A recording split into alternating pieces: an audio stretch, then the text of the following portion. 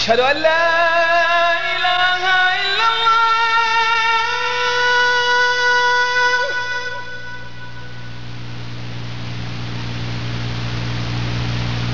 أشهد أن لا إله إلا الله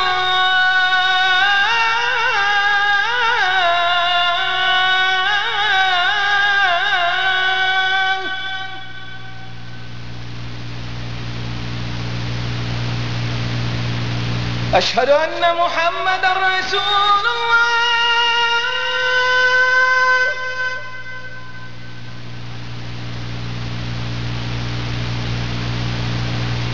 أشهد أن محمدًا رسول الله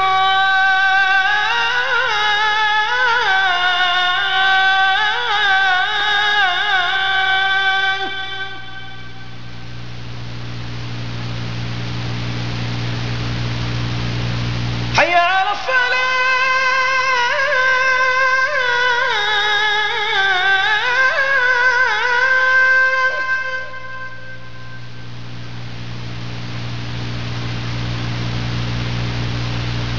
حي على الصلاة أعوذ بالله من الشيطان الرجيم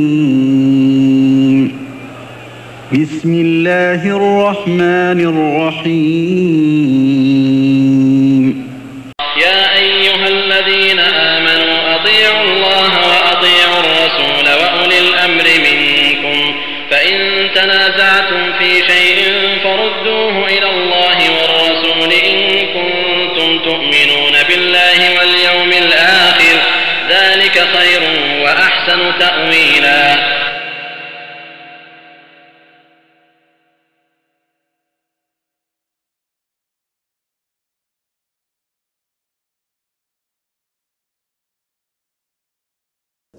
إن الحمد لله نحمده ونصلي على رسوله الكريم. أعوذ بالله من الشيطان الرجيم. بسم الله الرحمن الرحيم. ما يلفظ من قول إلا لديه رقيب عتيد.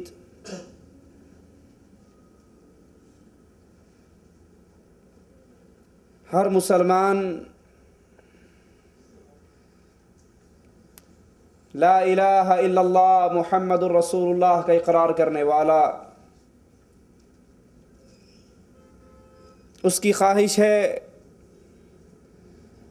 امیر ہے یا غریب، فقیر ہے یا مالدار، اس کے دل کے اندر ایک درد، ایک خواہش، ایک خیال وہ ضرور سر ابھارتا ہے کہ زندگی دنیا کی تو گزر رہی ہے، گزر ہی جائے گی، کاش اس زندگی کے بعد اللہ مجھے جنت کے اندر مقام عطا فرما دے۔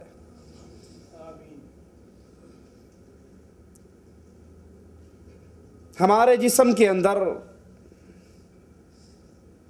ایک چیز، ایک عضو ایسا لگا ہوا ہے جس کی وجہ سے انسان جنت میں بھی جا سکتا ہے، جہنم میں بھی جا سکتا ہے۔ رسول اللہ صلی اللہ علیہ وسلم بیان فرماتے ہیں، جو مجھے دو چیزوں کی گارنٹی دے دے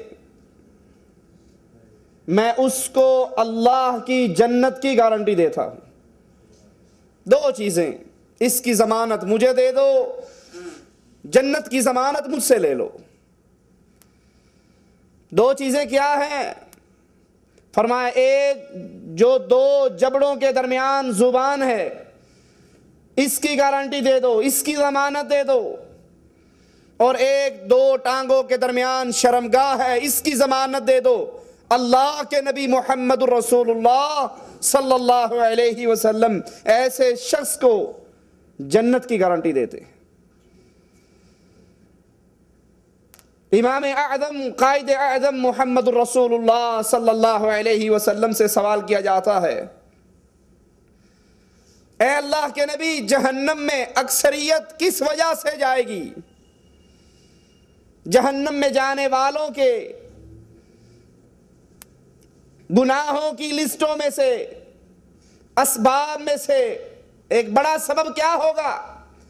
اللہ کے نبی صلی اللہ علیہ وسلم نے فرمایا زبان اور شرم گاہ، یہ دو چیزیں جہنم میں جانے والوں کے اسباب میں سے بڑا سبب ہیں۔ حضرت معاذ رضی اللہ عنہ وارضا، اللہ کے پیارے حبیب آپ کو دین اسلام کی تعلیم دیتے ہیں، ارکان اسلام، اس کا فضل، پھر جہاد کا اسلام کے اندر مقام و مرتبہ، یہ ساری باتیں سمجھانے کے بعد پھر ایک جملہ کہتے ہیں، اے معاذ، کیا میں تجھے ایک ایسی چیز کی خبر نہ دے دوں جو تیری ان ساری عبادتوں کی رکھوالی کرنے والی بن جائے، ان عبادات کی محافظ بن جائے، نماز، روزہ، حج، زکوٰۃ، صدقہ، جہاد، رات کی عبادت، ان ساروں کی رکھوالی بن جائے کہ ایسی چیز نہ بتاؤں؟ حضرت معاذ کہتے ہیں یا رسول اللہ صلی اللہ علیہ وسلم، ضرور بتائیے، وہ کون سی چیز ہے جو میری نمازوں کی حفاظت کرے، میری عبادات کی حفاظت کرے، میرے جہاد کی حفاظت کرے؟ رسول اللہ صلی اللہ علیہ وسلم فرماتے ہیں، اے معاذ، اپنی اس زبان کو قابو رکھ، اس زبان کو کنٹرول میں رکھ۔ جس نے زبان پہ کنٹرول کر لیا اس کا دین محفوظ ہو گیا۔ حدیث میں آتا ہے، ہر صبح جسم کے اعضاء زبان سے سوال کرتے ہیں کہ ہمارے بارے میں اللہ سے ڈرتی رہنا، سیدھی رہنا، ہم تو تیرے ساتھ ہیں، اگر تو ٹھیک رہی ہم ٹھیک رہیں گے، اور اگر تو ٹیڑھی ہو گئی ہم ٹیڑھے ہو جائیں گے۔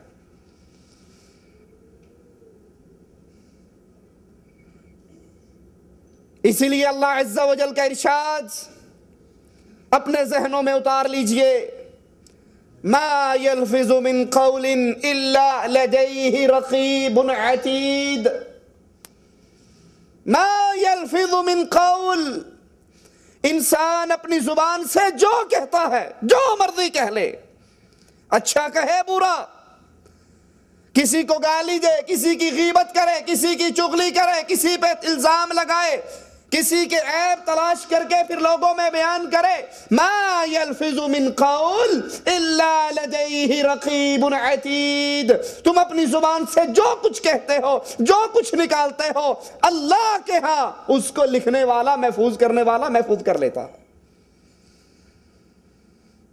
اس آیت کو سامنے رکھیے اور پھر اپنے گریبانوں میں جھانکیے، اللہ سب سے پہلے کہنے والے کو عمل کی توفیق عطا فرمائے، اور پھر ہر سننے والے کو، میں اور آپ اپنی مجلسوں پہ غور کریں، میں اور آپ اپنے دوستوں کے ساتھ ہونے والی ملاقاتوں پہ غور کریں، میٹنگز پہ غور کریں، ہماری مجلس کس نوعیت کی ہے؟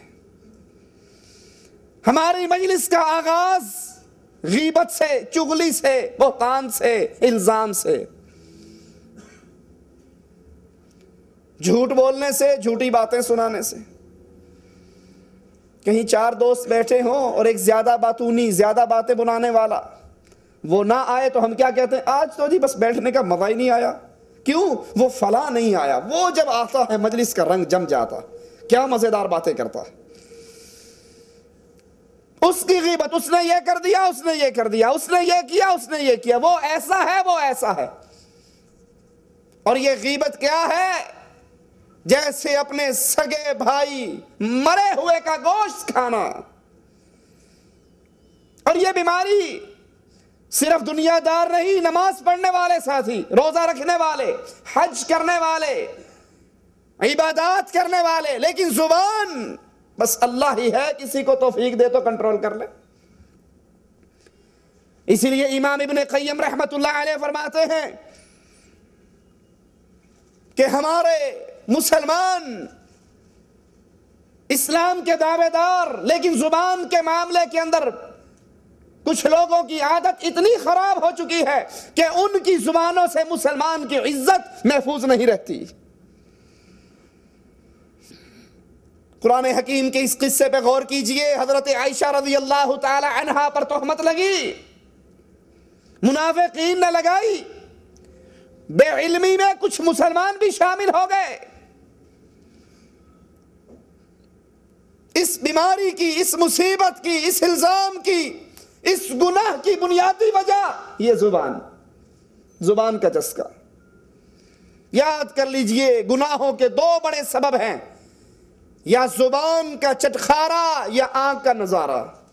یہ دو بنیادی سبب ہیں گناہوں کے اندر گرنے کے. اللہ ہم سب کو ان اسباب سے محفوظ رکھے. مالک عز و جل فرماتا ہے اذ تلقونہ بألسنتکم، تم نے اپنی زبانوں سے کچھ باتیں کہی، کچھ کلمات نکالے. تقولون بافواہکم ما لیس لکم بہ علم، اپنے منہوں سے وہ کچھ کہا جس کا تمہیں کوئی علم نہیں تھا، جس کی تمہارے پاس کوئی دلیل نہیں تھی، کوئی علم تجھ تک نہیں پہنچا تھا. وَتَحْسَبُونَهُ هَيِّنًا، اور تم نے اس کو عام بات سمجھی، گپ شپ کرتے ہوئے عام بات. ہم بھی عام بات سمجھتے ہیں نا، جب دوستوں کی مجلس میں بیٹھ کے کسی کی غیبت کرتے ہیں، اور اگر کوئی روکنے والا روکے، بھائی کیوں مسلمان کی غیبت کرتے ہو، جواب کیا کہیں گے؟ اجی میں تو اس کے منہ پہ کہنے کو تیار ہوں. تو اگر منہ پہ کہہ دیا جائے تو غیبت نہیں ہوتی؟ رسول اللہ صلی اللہ علیہ وسلم سے پوچھا گیا، اللہ کے نبی، ہم جو اپنے بھائی کے بارے میں، کسی کے بارے میں بات کر رہے ہیں، اگر وہ اس کے اندر ہو پھر بھی غیبت ہے؟ وہ برائی اس کے اندر ہو پھر بھی غیبت ہے. فرمایا اگر وہ برائی اس میں ہے تو غیبت، اور اگر نہیں ہے تو اس پر تم الزام اور بہتان لگا رہے ہو. یہ نہیں کہ تم نے کہا میں اس کے منہ پہ کہنے کو تیار ہوں، میں کوئی ڈرتا ہوں، میں پشت کے پیچھے بات کرتا ہوں، میں اس کے منہ پہ کہنے کے لیے تیار ہوں. کیونکہ مسلمان کی مثال رسول اللہ صلی اللہ علیہ وسلم نے آئینے کی دی. مسلمان کا آئینہ ہے. دیکھا آئینے سے ہمیں سبق کیا ملتا ہے؟ آپ آئینے کے سامنے کھڑے ہو جائیں، آپ کے چہرے پہ سیاہی لگی ہے، سب سے پہلی بات کہ آئینہ آپ کو فوراً بتا دے گا، نمبر 1. نمبر 2، آئینہ کس کو بتائے گا؟ صرف مجھے. وہ پڑوسیوں میں سے کسی کو نہیں کہے ادھر آؤ، یہ دیکھو اس کا منہ کتنا کالا ہے. وہ صرف اکیلے مجھے میری اصل تصویر بتا دے گا اور میں اسے صاف کر لوں گا. اگر ہمارے کسی بھائی میں کوئی غلطی ہے، آپ اس کی اصلاح چاہتے ہو، اس کو پیار اور محبت سے ایک طرف لے جا کر کہو بھائی آپ کے عمل میں یہ غلطی ہے، آپ کا یہ مسئلہ اللہ اور اس کے رسول کے مسئلے کے خلاف ہے، اپنی اصلاح کر لو. یہ کرو گے اجر اور ثواب پاؤ گے. اور اگر پبلک میں، لوگوں میں، عوام میں اس کا شور کرو گے، اس کی عزت پہ حرف آئے گا، اس کلام کو سن کر لوگوں کے دل میں اس کے خلاف نفرت آئے گی. فرمایا غیبت کیا ہے؟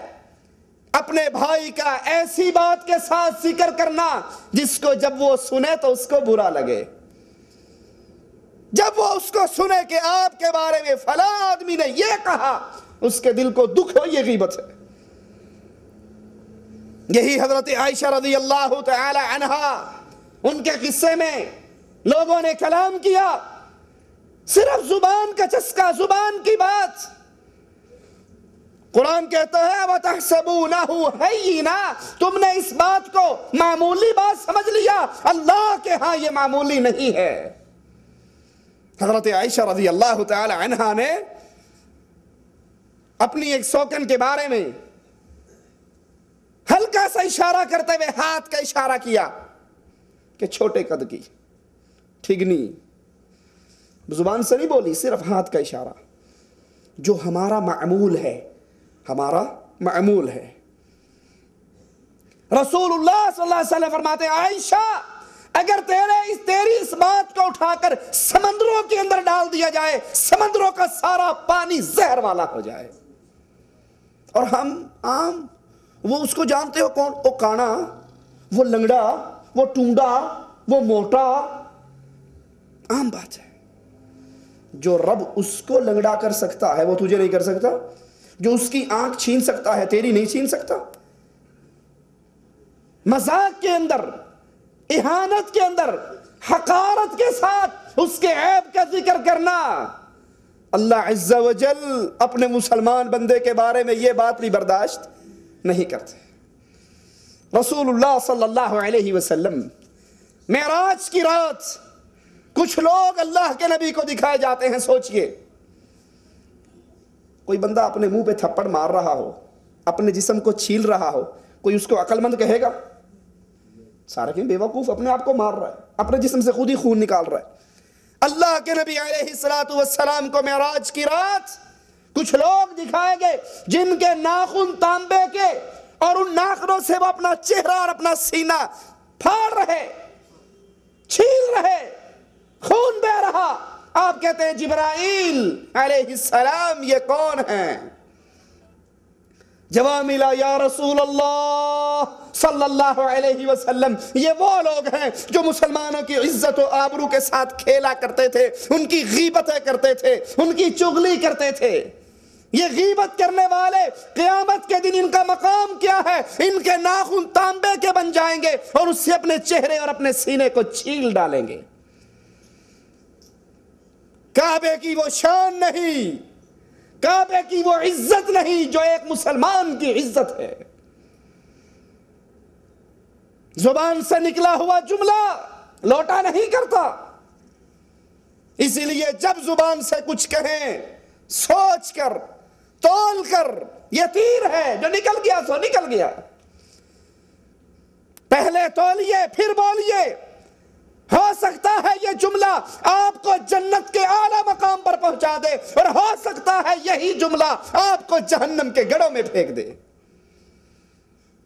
وَوُضِعَ الْكِتَابُ فَتَرَى الْمُجْرِمِينَ مُشْفِقِينَ مِمَّا فِيهِ وَيَقُولُونَ يَا وَيْلَتَنَا مَا لِهَذَا الْكِتَابِ لَا يُغَادِرُ صَغِيرَةً وَلَا كَبِيرَةً إِلَّا أَحْصَاهَا۔ قیامت کے دن حشر کے میدان میں جب دنیا کھڑی ہوگی، وَوُضِعَ الْكِتَابُ میری اور آپ کی ڈائری پیش ہو جائے گی۔ افسوس ہمیں دنیا کا ڈر ہے، رب کی ملاقات کا ڈر نہیں ہے۔ اللہ ہم سب کے دل میں اپنی ملاقات کا ڈر پیدا فرما دے۔ اب مجھے پتہ لگ جائے کہ میری یہ تقریر ریکارڈنگ ہو رہی ہے اور یہ کہیں کسی جگہ پر چیک بھی ہو سکتی ہے، تو میں کتنا سوچ سوچ کر بولوں گا، ہے یا نہیں؟ کہ کوئی ایسا جملہ میرے منہ سے نہ نکل جائے جو کل کو میرے لیے پریشانی کا سبب بنے۔ ہائے ہائے، دنیا کا ڈر۔ اور قرآن وَوُضِعَ الْكِتَابُ، آپ اپنی زندگی میں جو کر رہے ہو، جو مرضی کرو، اجازت ہے۔ قیامت کا دن ہوگا، آپ کی اور میری 70 سال کی ڈائری، 80 سال کی ڈائری، 90 سال کی ڈائری پیش کر دی جائے گی۔ فلاں دن فلاں زمین پہ فلاں جگہ کھڑے ہو کر یہ بندہ یہ کر کے آیا۔ فَتَرَى الْمُجْرِمِينَ مُشْفِقِينَ مِمَّا فِيهِ، مجرم، جرم کرنے والا۔ مجرم کوئی خاص نسل نہیں ہے کہ ہندو مجرم ہے، کافر مجرم ہے، یہودی مجرم ہے، عیسائی مجرم ہے، میں نے ختنے کروا کے عبداللہ نام رکھ کے کلمہ پڑھ لیا، گرین میرا اقامہ بن گیا، خلاص اب میں مجرمین کی لسٹ سے نکل گیا ہوں۔ نہیں، مجرم جرم کرنے والا۔ فَتَرَى الْمُجْرِمِينَ، جنہوں نے اپنی جانوں پر ظلم کیا، دنیا میں جرم کیے، یہ قیامت کے دن اس اپنی ڈائری نامہ اعمال کو دیکھیں گے اور کیا کہیں گے؟ یا ویلتنا ما لہذا الکتاب لا یغادر صغیرۃ ولا کبیرہ الا احصاها۔ یہ کیسا نامہ اعمال ہے، یہ کیسی ڈائری ہے، اس نے نہ ہمارے چھوٹے گناہ کو چھوڑا نہ بڑے کو چھوڑا، ساری زندگی کی کرتوتیں ہماری اس کتاب کے اندر موجود ہیں۔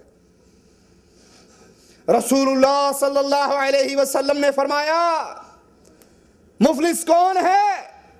فرمایا یا رسول اللہ صلی اللہ علیہ وسلم جس کے پاس درہم و دینار نہ ہو. فرمایا نہیں یہ مفلس نہیں. کہا آقا پھر مفلس کون ہے؟ کہا سیأتی رجل، قیامت کے دن ایک شخص آئے گا معہ حسنات، نیکیوں کے انبار ہوں گے، لیکن اس کے ساتھ ساتھ ضرب هذا شتم هذا، اس کو مارا، اس کو گالی دی، اس کا مال دبایا، اس کا قرضہ دبایا، اس کے ساتھ زیادتی کی، اس کی غیبت کی، اس کی چغلی کی، اس کی عزت پہ ہاتھ ڈالا. اللہ کے دربار میں پیش ہو جائے گا. جن پر دنیا میں ظلم کیا آیا، اجی میرا ایک مربع زمین تھا، میں نے ساری اپنے بیٹوں کے نام کر دی، بیٹیوں کو میں نے اس میں سے ایک رتی بھی نہیں دی، کیونکہ بیٹیاں تو پرائے گھر میں جانی ہے نا. زمین میری تھی، اگر بہنوں کو حق دیتا پرائے لوگ لے جاتے، بیٹیوں کو دیتا پرائے لے جاتے، میں نے ساری بیٹوں کو دے دی تاکہ میری جائیداد میری نسل میں باقی رہے. یہ ایک مربع اپنی ماں کی کھوک سے لے کر آیا تھا یا اللہ نے عطا کیا تھا؟ اگر رب نے عطا کیا تھا تو بہنوں اور بیٹیوں کا حق کس نے رکھا ہے؟ کیوں مار کے اپنی قبر کو جہنم کا گڑھا بناتا ہے؟ لوگوں نے اس کے دامن کو پکڑا ہوگا، اللہ کی طرف سوال نامہ بلند ہوگا. اللہ اس نے مارا تھا، اس نے گالی دی تھی، اس نے غیبت کی تھی، اس نے چغلی کی تھی، اس نے میرے اوپر جھوٹ بولا تھا، اس نے جھوٹا الزام لگایا تھا، اس نے جھوٹی گواہی دی تھی. وہ عدل کرے، وہ عدل کرے تو تھر تھر کانپے اونچی شانوں والے، وہ رحمت کرے تو بخشے جائیں مجھ جیسے منہ کالے. وہ دن جو بدلے کا دن عدل کا دن ہے. اللہ کہے گا بدلہ دے، وہ کہے گا اللہ کہاں سے دوں؟ زمین چھینی تھی، دنیا ہوتی تو زمین دے دیتا، قرضہ دبایا تھا، دنیا ہوتی تو دے دیتا، اب کہاں سے دوں؟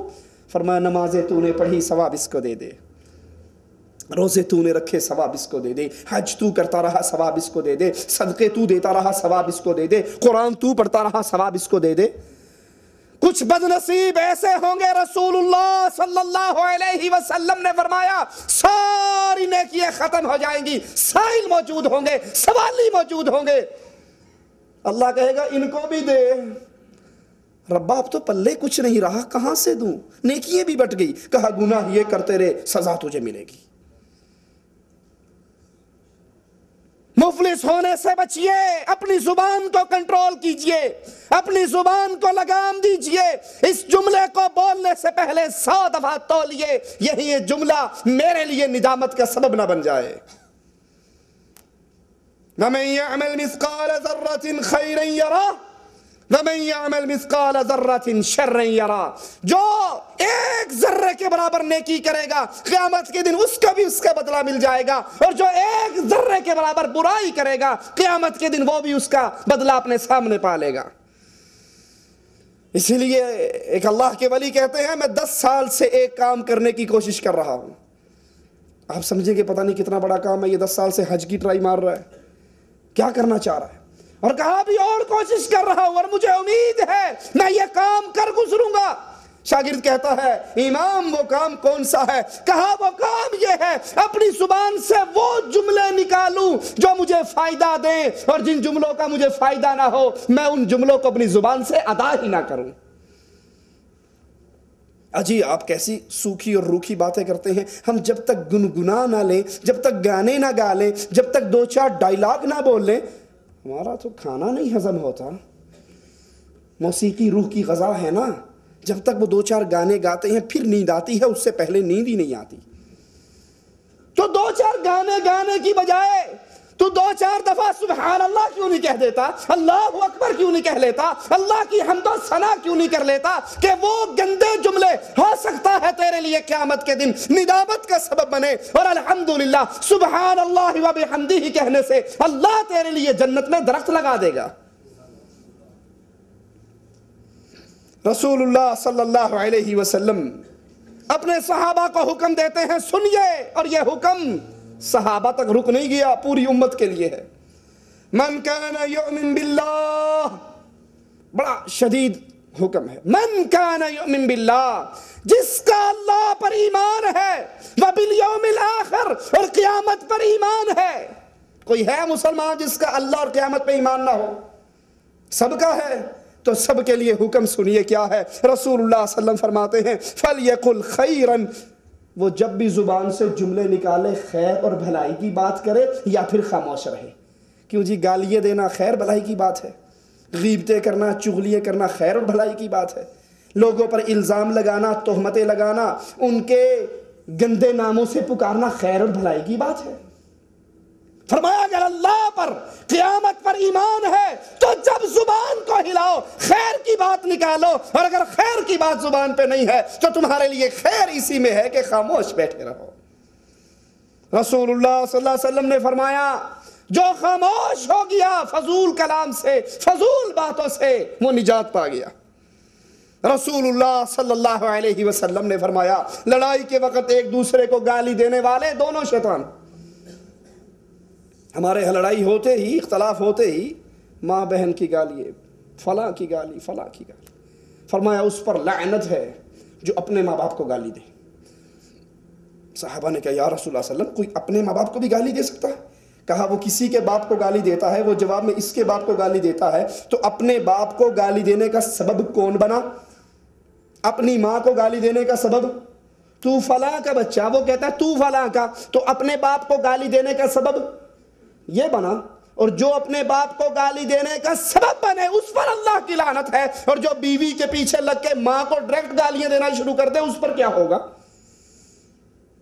یہ زبان انسان کو جہنم میں بھی لے جا سکتی ہے، اور یہی زبان انسان کو اللہ کی جنتوں میں بھی لے جا سکتی ہے. دنیا میں سب سے بڑی گالی، دنیا میں یاد کر لیجئے، دنیا میں سب سے بڑی گالی اللہ کو گالی دینا ہے. کہیں گے اللہ کو گالی کیسے دی جاتی؟ حدیث میں آتا ہے لوگ زمانے کو گالی دیتے ہیں اور زمانہ تو میں ہوں. گندا دور، گندا وقت، گندے ایام، وقت ہی پیڑا آ گیا جی، دور ہی گندا آ گیا. نہیں، دور وہی ہے، اللہ وہی ہے، آسمان وہی ہے، زمین وہی ہے، اس دنیا میں رہنے والے بدل گئے. اور اللہ کو گالی دینے کے مترادف کیا ہے؟ اللہ کے ساتھ شرک کرنا. جو اللہ کے ساتھ شرک کرتا ہے گویا وہ اللہ کو گالی دیتا ہے. اور ظلم اتنا بڑھ چکا ہے کہ آج رب کو گالیاں رب کی مسجد میں کھڑے ہو کر دی جاتی ہیں. نہیں سنا آپ نے؟ الصلاۃ والسلام علیک یا نور من نور اللہ، یہ سنا یا نہیں سنا؟ اے محمد صلی اللہ علیہ وسلم، اللہ کے نور کا آپ ٹکڑا ہیں، اللہ کے نور کا جزو ہیں، آپ اللہ کے نور میں سے نکلے ہیں. جو اللہ کا ٹکڑا بنائے، اللہ کا جزو بنائے، اللہ کی آل اولاد بنائے، وہ اللہ کو گالی دے رہا ہے. تکاد السماوات یتفطرن من وتنشق الارض وتخر الجبال هدا ان دعوا للرحمن ولدا. اللہ کا بیٹا بنانا، اللہ کے نور میں سے نور بنانا، اللہ کی آل اولاد بنانا، اللہ میں سے کسی کو نکالنا. دھما دھم مست کلندر، علی کا پہلا نمبر، علی دم دم کے اندر اللہ علی میں آ گیا. توبہ توبہ توبہ، علی نو خدا اکھنے ہاں، نہ خدا تو جدا اکھنے ہاں. ہمارے علی مولا علی مشکل کشا نہ خدا ہیں نہ خدا سے جدا ہیں. یہ گالی کس کو دی جا رہی ہے؟ اللہ کو. کیونکہ قل هو اللہ احد، اللہ ایک ہے. نہ مولا علی خدا میں حلول کرا ہے، نہ رسول اللہ میں حلول کرتے ہیں، نہ اللہ حضرت علی کے اندر اور حضرت رسول صلی اللہ علیہ وسلم کے اندر حلول کرتے ہیں. جو اللہ کے ساتھ کسی کو فنا فی اللہ کا عقیدہ رکھے وہ اللہ کو گالی دیتا ہے.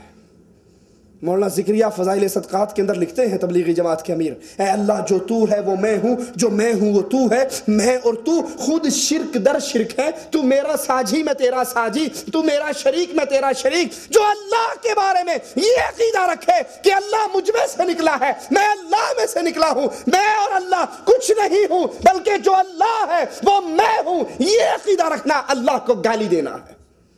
قل هو اللہ احد، اللہ کتنے ہیں؟ یہی کفر تو عیسائیوں کا تھا، وہ کہتے تھے ہمارے 3 ہیں.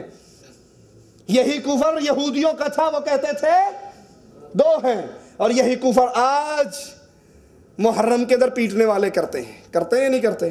وہ کہتے ہیں لی خمسہ اطفی بہا حر الوبا مصطفیٰ مرتضی وابنیہما والفاطمہ. میرے 5 تن پاک مشکل کشا. مشکل کشا کون ہے؟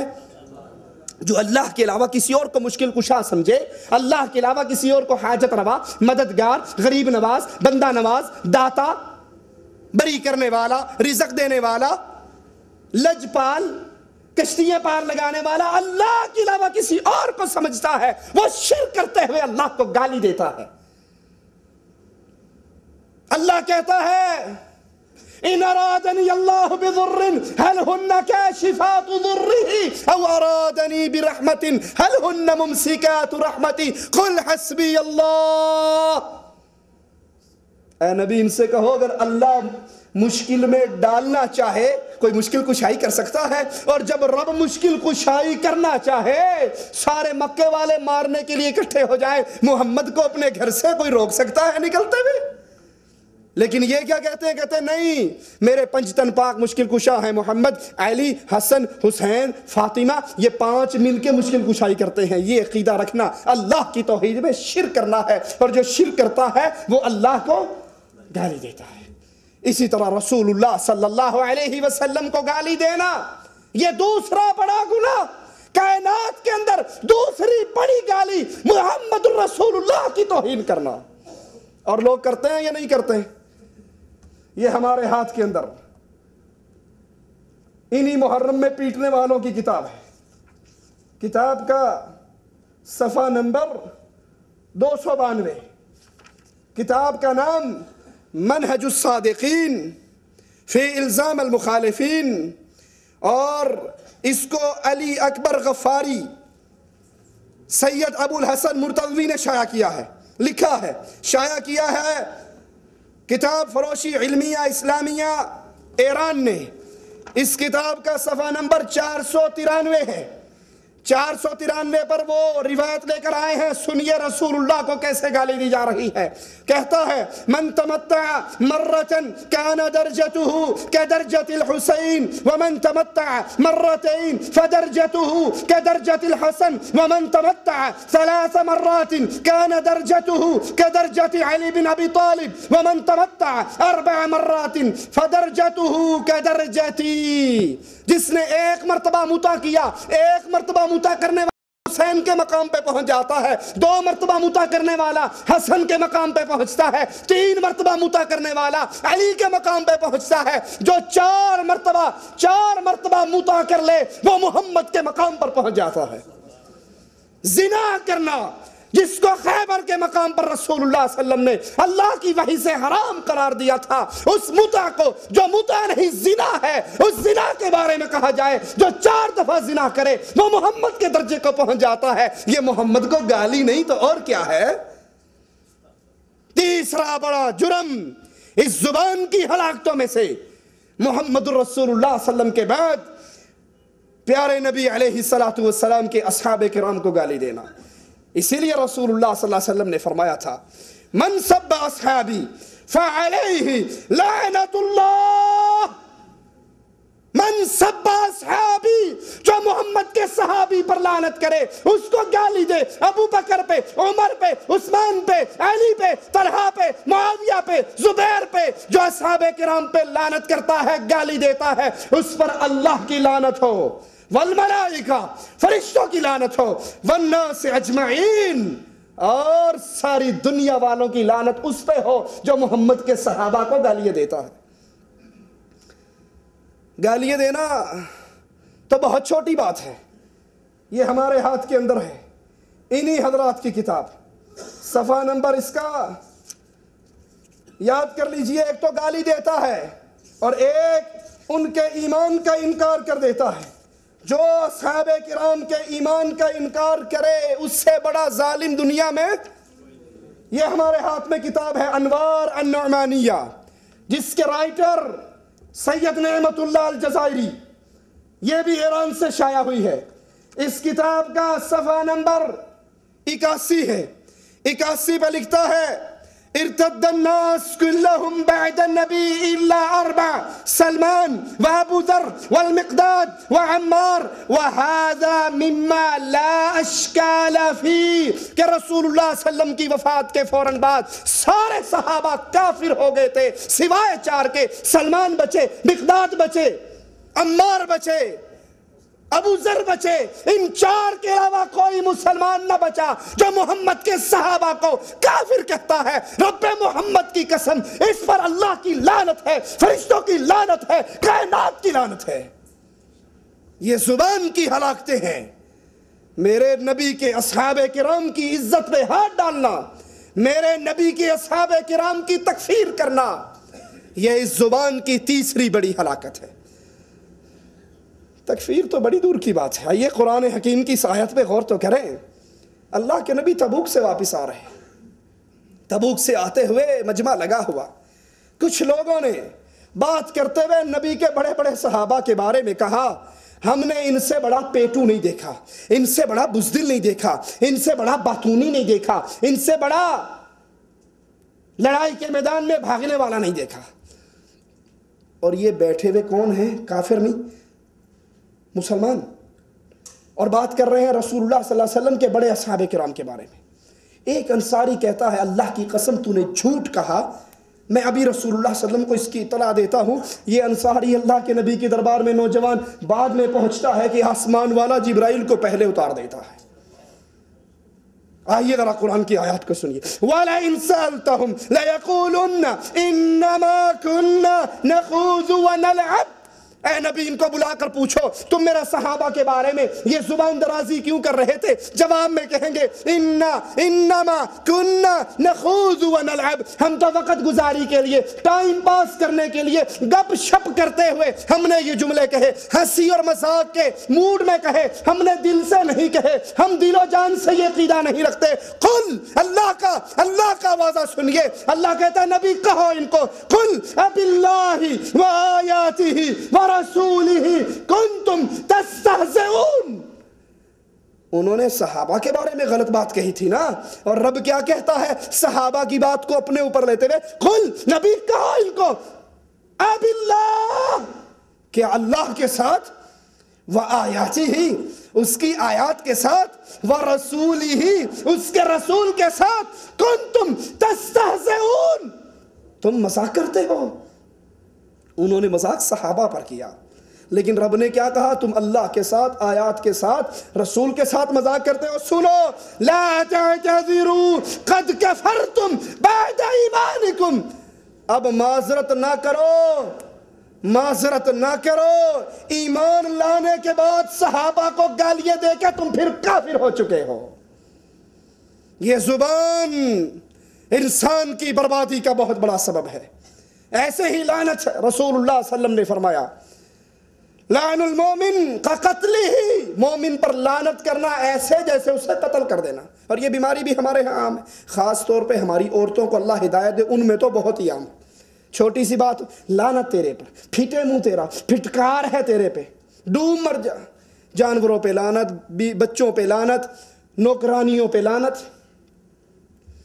پھٹے منہ، کچھ نہیں ہوگا تو یوں کر دیں گے، پنجابی میں کھلا ہی دیتے۔ کیا ہے؟ سنیے کتنی خطرناک بات ہے۔ ہم تو مذاق کرتے ہیں نا، ٹائم پاس کرتے ہیں۔ رسول اللہ صلی اللہ علیہ وسلم فرماتے ہیں یہ لعنت آسمان کی طرف بلند ہوتی ہے۔ لعنت کا مطلب کیا ہے؟ طرد من رحمت اللہ، اللہ کی رحمت سے پھٹکار اور دوری۔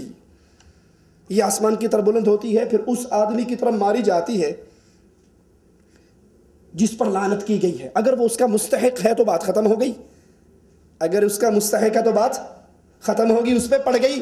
اور اگر اس کا مستحق نہیں ہے تو جس نے اس پر لعنت کی وہ لعنت واپس اسی پہ آ کر پلٹتی ہے۔ جس پر لعنت کی جائے، کرنے والا یا جس پہ کی جا رہی ہے، دونوں میں سے ایک لعنتی ضرور بن جاتا ہے۔ حدیث میں آتا ہے بنی اسرائیل کا ایک شخص بڑا نیکوکار، زبان کی ہلاکت۔ اس زبان کو کنٹرول کیجئے، اس زبان کو لگام دیجئے۔ جو اس سے بولتے رہیں گے وہ کھیتی قیامت کے دن ہمیں کاٹنی پڑے گی۔ بڑا نیک، بڑا تہجد گزار، اور ایک آدمی بڑا گنہگار۔ یہ نیک اس کو سمجھاتا رہا، آخر تنگ آ کر کہنے لگا اللہ تجھے کبھی بھی معاف نہیں کرے گا۔ زبان کا جملہ ہے، اللہ تجھے کبھی بھی معاف نہیں کرے گا۔ حدیث میں آتا ہے اللہ نے اس عابد کو پکڑ کر اس گنہگار کو معاف کر دیا۔ تو کون ہوتا ہے میری رحمت کو اپنی مٹھی میں بند کرنے والا؟ تو جو بولنا ہو سوچئے، اس کی دلیل تلاش کیجئے اور پھر بولیے۔ ابو ہریرہ رضی اللہ عنہ وارضہ فرماتے ہیں اس آدمی کی زبان کا ایک جملہ اس کی آخرت کو برباد کر گیا۔ رسول اللہ صلی اللہ علیہ وسلم کے پاس 2 عورتوں کا ذکر ہوتا ہے۔ اللہ کے نبی ایک عورت ہے، بڑی نیک ہے، بڑی صدقہ خیرات کرتی ہے، بہت حاجن نمازن پرہیزن ہے، لیکن زبان سے اپنی پڑوسر کو بہت تنگ رکھتی ہے۔ فرمایا جاؤ اور اس کو جہنم کی خوشخبری دے دو۔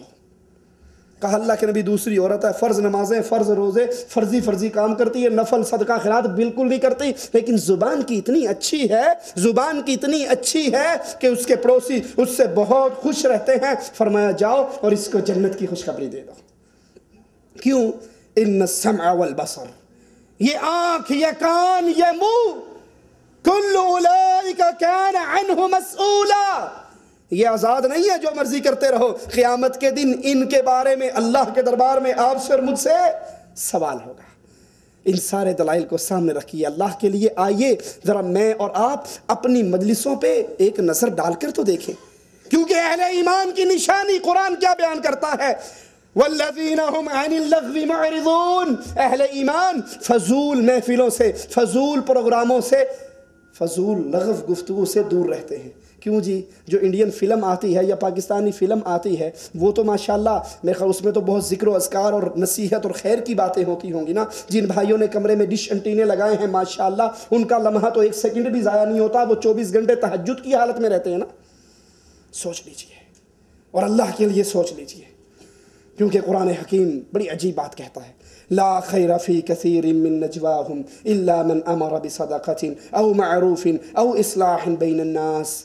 زیادہ باتیں کرنے میں خیر نہیں ہے، بھلائی نہیں ہے، زیادہ سرگوشیوں میں بھلائی نہیں ہے۔ بھلائی کس بات میں ہے؟ ہاں سوائے اس کے جو نیکی کا حکم دے، جو صدقے کی بات کرے اور جو لوگوں میں اصلاح کی بات کرے۔ 2 دوست ناراض بھی ہونا تو اس کے پاس جا کر کے یار وہ تو تیرے بارے میں بڑی اچھی باتیں کرتا ہے، اسے جا کر کو یار تجھے تو وہ بڑے اچھے طریقے سے یاد کرتا ہے، یہ تو اصلاح کر رہا ہے۔ اور جو کہ مینوں پتا ہے آج تینوں گاڑاں کٹ رہے سی، مجھے سارا پتا، تیرے خلاف تو اس کا دل میں بڑی نفرت ہے۔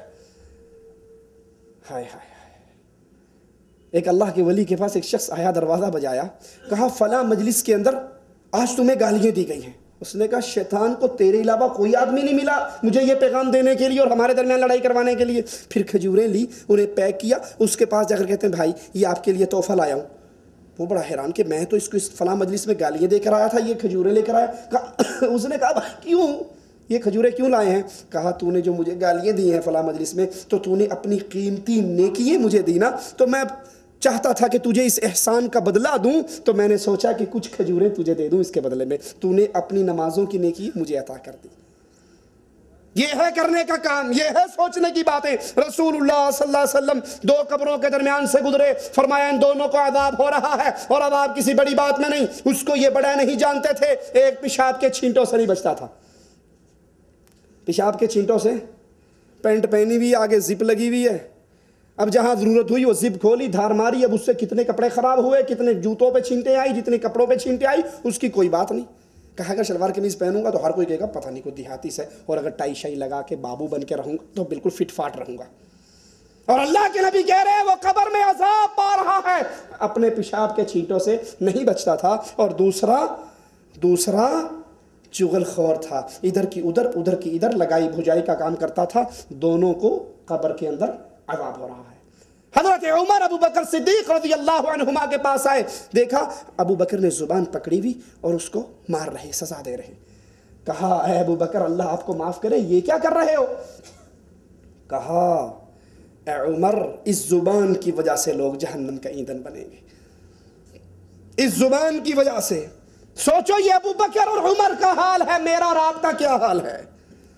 حضرت عمر بن خطاب صلح حدیبیہ کے موقع پر جب اللہ کے رسول صلی اللہ علیہ وسلم کے پاس آئے اور دین کی غیرت میں آ کر کہتے ہیں اللہ کے نبی ہم یہ کفار کی سارے شرطیں تسلیم کرتے جا رہے ہیں، کیا آپ سچے نبی نہیں ہو؟ کیا ہم سچے نہیں ہیں؟ کیا اللہ کی کتاب سچی نہیں ہے؟ رسول اللہ صلی اللہ علیہ وسلم نے ساری باتیں سن کر کہا عمر میں صرف محمد ہی نہیں ہوں، محمد الرسول اللہ بھی تو ہوں۔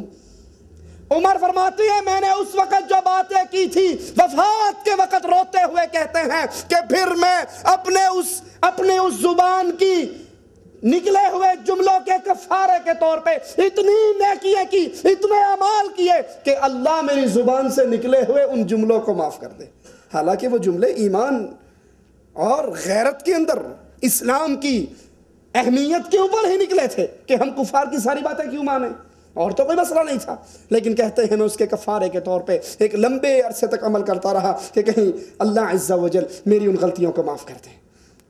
رسول اللہ صلی اللہ علیہ وسلم نے فرمایا، اور یہ حدیث بڑی غور طلب ہے، سننا ذرا، ہر بھائی سے درخواست کروں گا ذرا اپنے دل کے نہال خانوں کو کھول کر، کانوں پہ پڑی ہوئی بڑی وزنی چادریں فلمیں دیکھ دیکھ کر، گانے سن سن کر پڑی ہوئی ہیں، اس کو ہٹا کر ذرا یہ حدیث رسول دل میں اتارو۔ آپ نے فرمایا ایک شخص ایک بات کہتا ہے اپنے دوستوں کو ہنسانے کے لیے کہ وہ کہکا مار کے ٹھٹھا مار کے جی بڑی گل کی تھی جی، بڑا مزہ آیا جی، کیا نکتے کی بات کی، کیا بہترین لطیفہ سنایا، ہنسانے کے لیے لوگ اس کی بات پہ کہکا مار کے ہنس پڑتے ہیں۔ فرمایا کہ وہ لوگ تو اس کی بات سن کر ہنستے ہیں، اللہ اس کو اوندھے منہ کر کے جہنم کے اندر پھینک دیتا ہے۔ آپ کی اور میری مجلسوں میں لطیفے چلتے نہیں چلتے، پٹھانوں کے لطیفے، سکھوں کے لطیفے، ارائیوں کے لطیفے، انڈین بیٹھیں گے تو پاکستانیوں کے لطیفے، پاکستانی بیٹھیں گے انڈینوں کے لطیفے، کوئی بنگالیوں کے، قوموں کی غیبت۔ ایک تو تھا ایک آدمی کی غیبت، یہ پٹھان ہوتے ہی ایسے، یہ پنجابی ہوتے ہی ایسے، یہ پاکستان، کلو پاکستانی کیسے، کلو انڈین، یہ پوری پوری قوم کی غیبت ہے، پوری قوم کی۔ اور قرآن کہتا ہے کوئی قوم دوسری قوم کا مذاق نہ اڑائے، کوئی عورت دوسری عورت کا مذاق نہ اڑائے، ہو سکتا ہے وہ ان سے زیادہ اچھے ہو اور اللہ کے ہاں ان کا مقام مرتبہ زیادہ ہو۔ حضرت معاذ کہتے ہیں یا رسول اللہ صلی اللہ علیہ وسلم، کیا زبان کی وجہ سے بھی لوگوں کو عذاب ہوگا؟ فرمایا تیری ماں تجھے گم پائے، جہنم میں اکثر لوگ اوندے منہ اسی زبان کی وجہ سے ہی ڈالے جائیں گے۔ رسول اللہ صلی اللہ علیہ وسلم نے کبیرہ گناہ بیان کیے اور پھر جھوٹی گواہی، شہادت الزور، جھوٹی گواہی بیان کی، یہ بھی زبان کی ہلاکت ہے۔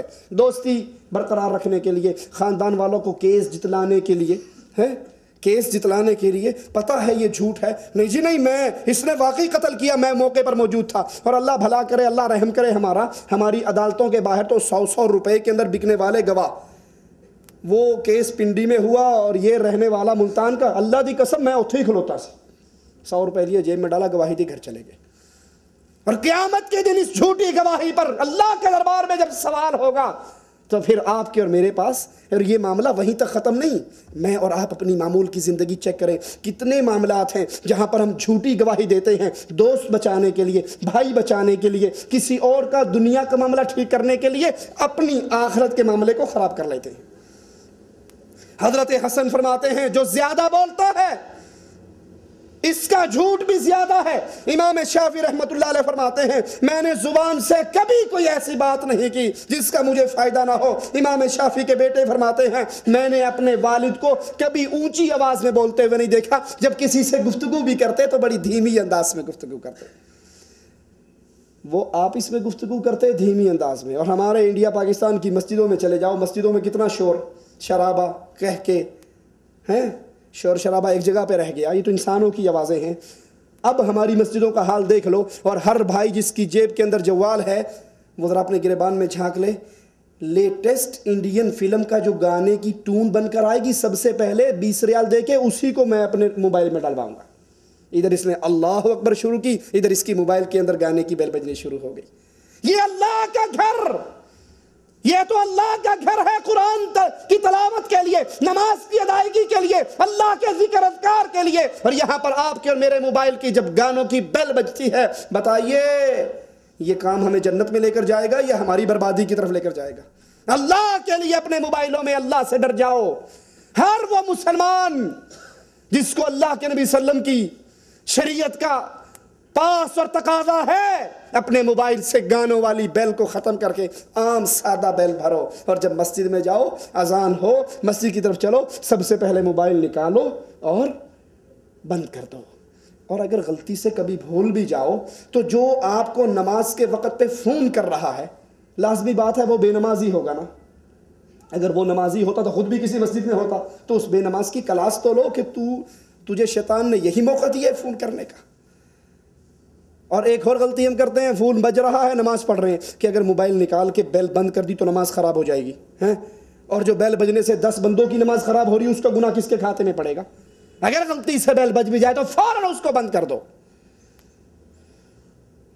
رسول اللہ صلی اللہ علیہ وسلم کی حدیث سنیے، اور بہت بڑی خوشخبری ہے اہل ایمان کے لیے۔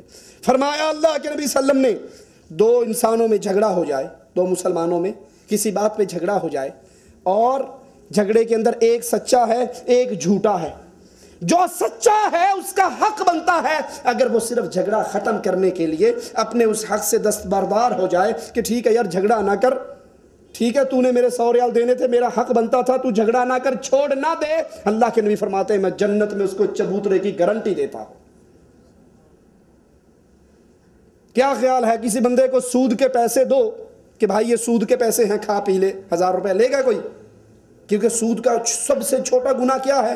ماں سے بدکاری، سود کا سب سے چھوٹا گناہ۔ اور پتہ ہے سود کا سب سے بڑا گناہ ان الربا اشد الربا، سب سے بڑا گناہ سود کا یہ ہے مسلمان بھائی کی غیبت کی جائے۔ مسلمان بھائی کی غیبت، مسلمان بھائی کی غیبت سود کھانے سے زیادہ بڑا گناہ ہے، ماں کی بدکاری سے زیادہ بڑا گناہ ہے۔ اور قیامت کے دن عبداللہ ابن عباس فرماتے ہیں سود خور کے ہاتھ میں نیزہ دیا جائے گا، اسے کہا جائے گا حارب ربک، اپنے رب سے جنگ کر۔ غیبت سے بچنے کے طریقے آئیے قرآن حکیم بیان فرماتا ہے یا ایھا الذین آمنوا اجتنبوا کثیرا من الظن، برے خیال سے بچو۔ یار اس کے پاس گاڑی آئی، کہاں سے آئی؟ بھئی حلال طریقے سے کمائی تو اللہ برکت دے، حرام سے کمائی تو یہ جانے رب جانے تو نے ٹھیکہ لیا ہے۔ سٹارٹنگ یہیں سے ہوتی نا، اچھا بڑی گل ہے، اچھا یہ ظن ہے، یہ سوچ ہے۔ اس کے بعد اگلا سٹیپ کیا ہے؟ ان بعض الظن اثم، اللہ کہتا ہے یہی سوچیں تو گناہ ہے نا، یہی گناہ کی طرف لے جاتی ہیں۔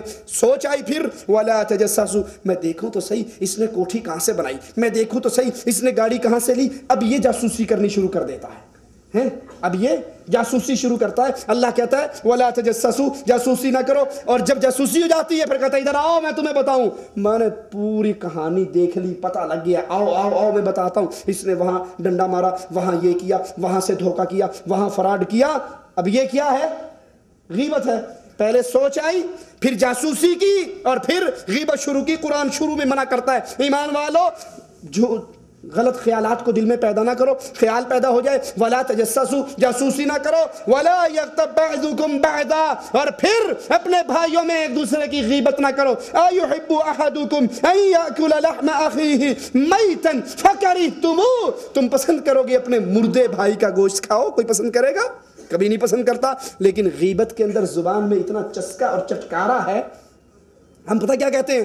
اجی بات کرنی تو نہیں چاہیے، بات کرنی تو نہیں چاہیے، لیکن کر کے وہ ساری غیبت کر دیں، کرنی نہیں چاہیے پتہ ہے، لیکن اب لیکن کے بعد پوری غیبت ہو جائے گی۔ غیبت سے بچنے کا طریقہ کیا ہے؟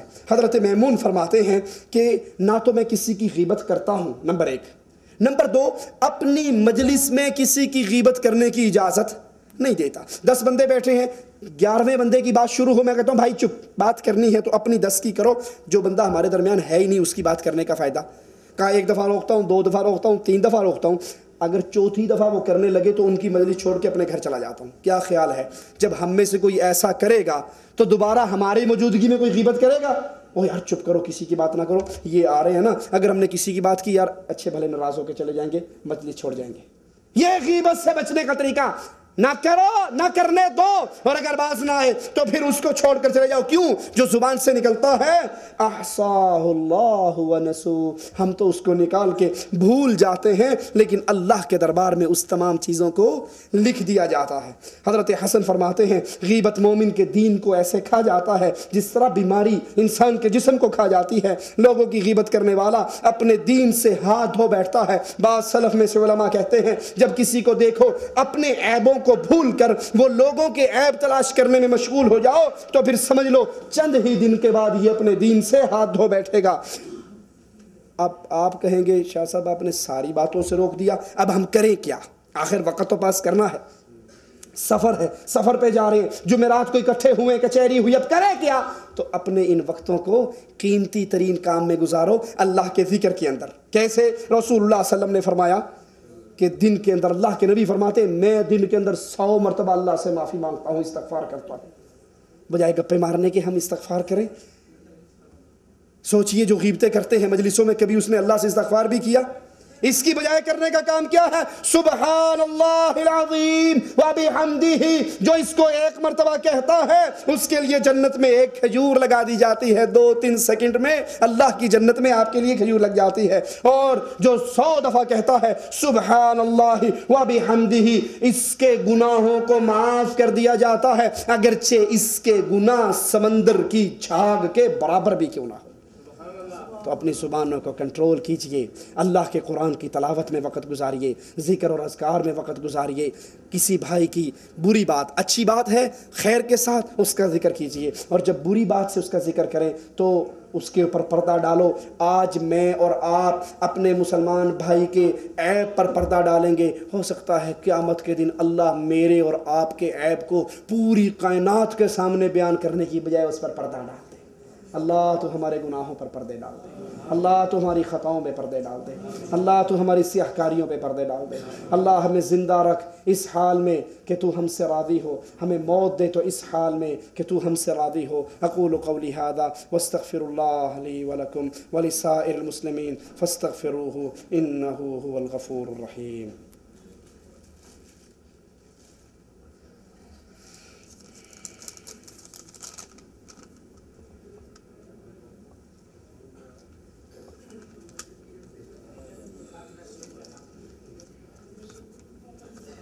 کھانا کھاتے وقت سلام کرنا یا سلام کا جواب دینا غلط ہے؟ اس موضوع پہ کوئی روایت ہے تو پیش کیجیے۔ میرے علم میں کوئی ایسی حدیث نہیں ہے کہ اللہ کے نبی صلی اللہ علیہ وسلم نے کھانا کھاتے ہوئے سلام کرنا یا سلام کا جواب دینے سے منع فرمایا ہو۔ لگتا ہے یہ کسی پیٹو مولوی کی بات ہے، کیونکہ سلام کا جواب دینے کے لیے کھانے سے ہاتھ روکنا پڑے گا، 2 لقمے ہار جاؤ گے سامنے والے سے۔ ایسی کوئی بات نہیں ہے۔ کھانا تو بہت چھوٹی بات ہے، اب نماز کی حالت میں ہو اور کوئی آ کر باہر سے السلام علیکم کہے تو کیا حکم ہے؟ اشارے سے جواب دے دو۔ جب نماز کے اندر جواب دے سکتے ہیں تو یہاں کیوں نہیں دے سکتے؟ ٹھیک ہے، ہمارے علم میں ایسی کوئی روایت نہیں ہے، واللہ اعلم۔ روح کیا ہے؟ قرآن حکیم کے اندر بھی یہ مسئلہ موجود ہے کہ آپ سے روح کے بارے میں پوچھیں گے تو بتا دیجئے روح امر ربی ہے، اللہ کا حکم ہے۔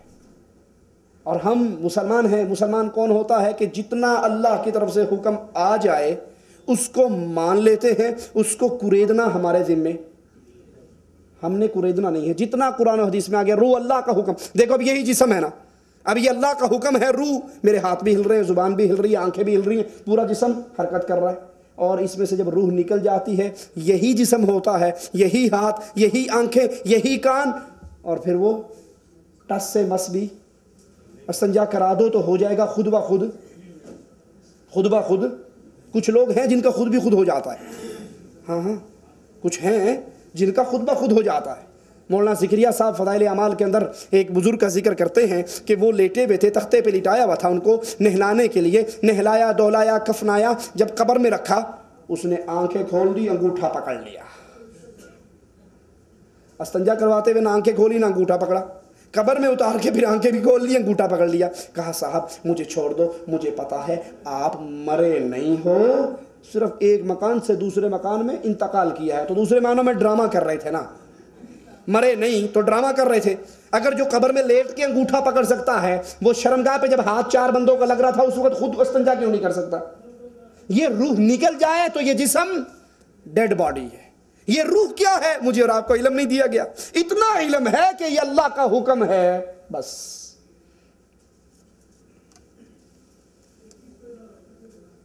قربانی کا گوشت ہندو کو دے سکتے ہیں یا نہیں؟ میرے علم میں نہیں ہے، واللہ اعلم۔ جزاکم اللہ خیر۔ سبحانک اللہم وبحمدک، اشہد ان لا الہ الا انت، استغفرک واتوب الیک۔